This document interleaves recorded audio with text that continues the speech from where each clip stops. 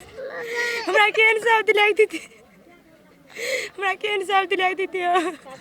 अररिया के जोकीहाट में अभी हम हैं, जहां पर 27 जून को 30 वर्ष के एक युवक इस्माइल की पीट कर हत्या कर दी गई थी।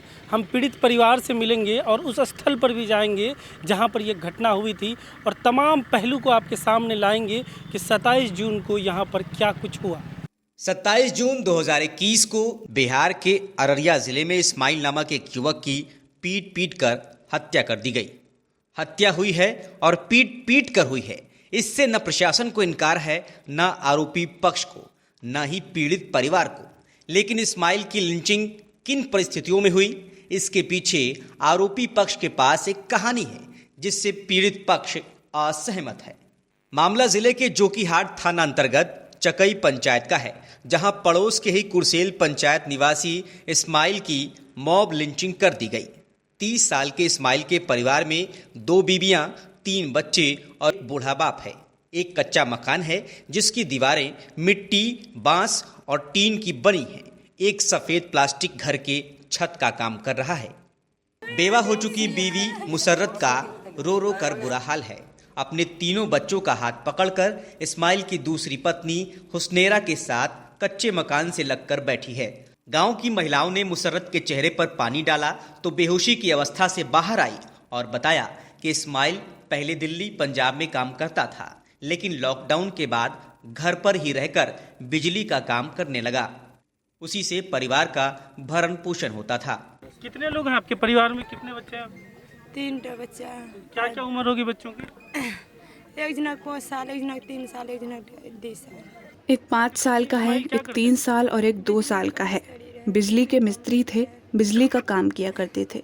दिन में कुछ लोग आए और कहा मेरे यहाँ बिजली का तार लगा दो। जब उन्होंने कहा कि हमें आज फुर्सत नहीं है, हम नहीं जा सकेंगे, कुछ काम है, जिसके बाद वे लोग चले गए। रात जब बिजली गई तो मेरे पति तार लगाने लगे। उन लोगों ने काम करते हुए देख लिया और उन लोगों ने रात में फ़ोन करके बुलाया। जब नहीं गए तो यहाँ लेने के लिए वे लोग आए, जिसके बाद मेरे पति उन लोगों के साथ वहाँ तार लगाने के लिए गए।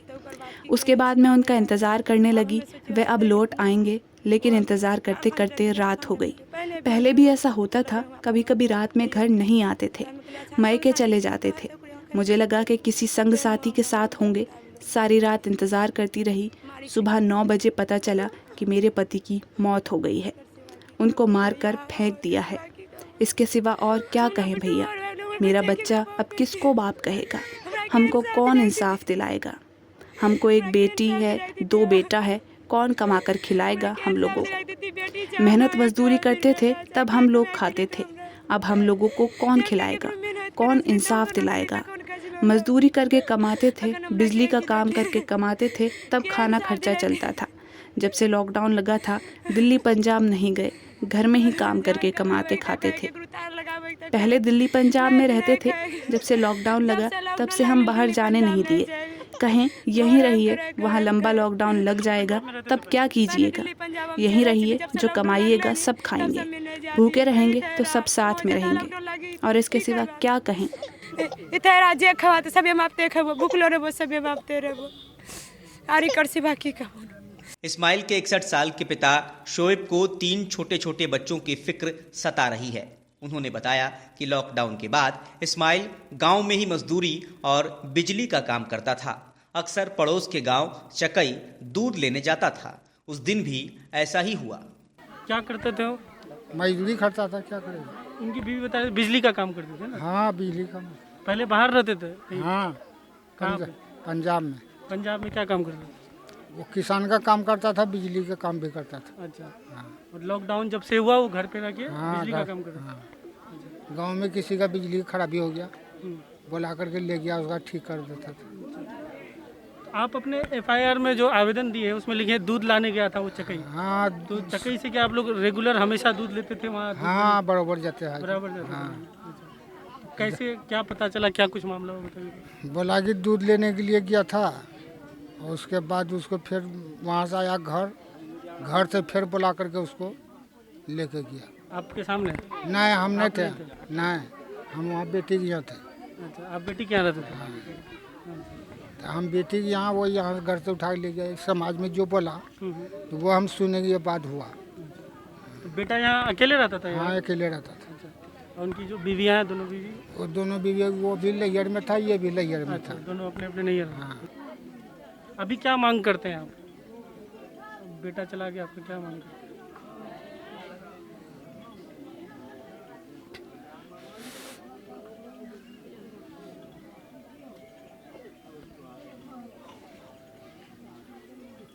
पीड़ित परिवार से मिलने के बाद मैं मीडिया की टीम चकई के घटनास्थल पर गई। रितेश यादव और नितेश यादव के इसी घर पर भीड़ ने इस्माइल को पीट पीट कर अधमरा कर दिया था, जिसके बाद वो इस्माइल को अस्पताल ले गए, लेकिन तब तक काफ़ी देर हो चुकी थी। 15 नामजद आरोपियों में से अब तक जिन 2 लोगों की गिरफ्तारी हुई है वो रितेश और नितेश ही हैं। पक्का मकान है, दरवाजे खुले हैं, घर पर कोई नहीं। उनके पड़ोस में रहने वाली गीता देवी हादसे की प्रत्यक्षदर्शी है। गीता बताती है, रात को चोर चोर का हंगामा हुआ, जिसके बाद दौड़ाकर इस्माइल को पकड़ लिया गया। कल ये मामला हुआ इस घर में, ये किनका घर है? ये घर है दिनेश यादव को। और आपका घर कौन सा हुआ? हमारा घर दूरी बगल में है। आपके रिश्तेदार होंगे? नहीं रिश्तेदार पड़ोसी हैं आप लोग? पड़ोसी हैं। तो आप देखे थे क्या कुछ हुआ, कल बता सकते हैं? हल्ला गुल्ला हुआ, चोरी चोर आया तो हल्ला गुल्ला हुआ, उसको रगेदा, छत पर चढ़ा, छत पर से गिर गया। तो जो हल्ला गुल्ला हुआ, गांव समाज को आदमी आया, देखा, ऐसे ही लपड़ थप्पड़ दिया और नर्वस आ गया। उससे बाद गांव समाज का आदमी बहुत तरह से आया देखने के लिए, देखा, बस गाड़ी पर लेकर उसको गया। मतलब जब बेहोश हो गया तो गाड़ी पे लेके गया कि हॉस्पिटल ले जाते हैं, ठीक करा देंगे, तब थाना में भर्ती करेंगे। तो हॉस्पिटल जाते जाते दम तोड़ दिया। तो मारने में क्या कोई हथियार से भी मारा? नहीं, हथियार से नहीं मारा है। वहाँ छत पर से सरिया लगा ना, तो जहीं तहीं कट गया। अच्छा, छते पे मारा? मतलब हाँ, छते पर गिर गया। मतलब पूरा मोहल्ला जमा हो गया था, आसपास का आदमी? आसपास का आदमी जमा हो गया और इससे बड़ा दूसरा बात नहीं है। इस घर के सब लोग अभी जा चुके हैं कहीं और, है ना? ये लोग का तो वहाँ भर्ती कर लिया ना, 2 ठो को, घर का मेन मालिक का गिरफ्तार कर लिया? गिरफ्तार कर लिया है। किसको गिरफ्तार किया? रुपेश को किया, नितेश को कर लिया। अच्छा, और उसका पप्पा घर में नहीं ना, दिनेश यादव घर में नहीं है, पंजाब चले गया। पंजाब में 6 महीना से है। अच्छा, और उनके घर में महिलाएं को आया है, कहाँ गया है ना। आगे गीता कहती हैं, इस्माइल ने यहाँ पहले भी चोरी की थी, लेकिन उस वक्त थाने में कोई शिकायत नहीं की गई थी। साल भर 6 महीना पहले उससे 34,000 रुपया और 10 भर को पायल, फूलों को लोटा, फूलों के बाटी, थलिया, वो भी चुराया। उसके बाद 5,000 रुपया फिर चुरा कर ले गया। उस तीसरा बार फिर आया, बक्सा खोलने लगा। बक्सा खोल करके मोबाइल लिया, 1 ठो मोबाइल को डिब्बा निकाला, बच्चा को नींद गया टूट के। बच्चा जो नींद टूटा ना, तो बच्चा बोला है या चोरवा आ गया। बच्चा रगड़ने पड़ा, रगड़ के छत पर गया, छत पर से चोरवा तरफ केस वेस नहीं हुआ था? जो मतलब अगर चोर को पहचान लिया था, तो केस वेस नहीं किया था? सब केस वेस थाना में केस वेस नहीं किए हैं थाना में, नहीं। लेकिन इस्माइल के पिता शोएब चोरी के आरोपों को सिरे से खारिज करते हुए पूछते हैं, अगर पहले भी उसने चोरी की है तो क्या किसी थाने में उसके खिलाफ शिकायत दर्ज है? चोरी वाला बात जो कहा जा रहा है, नहीं, वो बिल्कुल फॉल्स है, वो बिल्कुल फॉल्स है। चोरी तोरी नहीं, पूछे था। कभी ऐसा पहले कोई ऐसा मामला है? तो पहले अगर मामला रहता उसका नाम होता थाना में, लेकिन कोई भी थाना में उसका नाम दिखेता है?